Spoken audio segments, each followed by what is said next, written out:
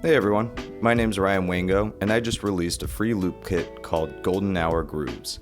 So I wanted to make a quick video about how I made the cover art for it in Photoshop. Even if you don't have Photoshop, you can still do a lot of this stuff in free apps like Photopea and Canva. Alright, let's jump in. The first thing I did was find a royalty-free image in Unsplash. Since the loop kit is called Golden Hour Grooves, I searched Golden Hour to see if any of the results matched the vibe of the samples in the kit. I thought this image of bikes taken from a low angle with a sunset in the backdrop evoked that laid-back feeling I was going for. Then, I opened up Photoshop and created a 1080 by 1080 pixel canvas. I dragged in the photo of the bikes I got from Unsplash and resized it to fit the canvas. From there, I experimented with some font formatting and settled on a heavy white font for the title and a light font for the subtitle. I wanted to give the background image a bit more of a lo-fi kind of vibe, and to do this, I made a copy of the background image layer.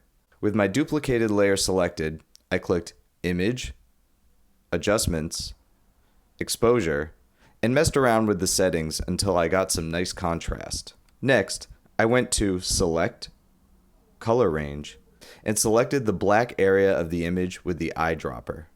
Then, I clicked Command J, or you could click Control J if you're on Windows, to make a copy. When I make the other two layers invisible, you can see that I'm left with just the black color range, which is the area we're going to edit in the next step. To give the overall image a bit more warmth, I clicked on Blending Options, Color Overlay, and changed the color to a light red shade. From there, I turned the opacity down just enough for it to tint those black areas a bit reddish. Now that my image had the vibe I wanted, I needed to make my text pop a bit more. To do this, I duplicated my text group by clicking Command J or Control J on Windows, clicked my font group, Blending Options, Stroke, and then removed the fill so that I was left with just the outline on the duplicated font layer. Finally, I offset the outline into an angle that gave my text a sort of three-dimensional look. Overall, the image was looking great, but a little too clean.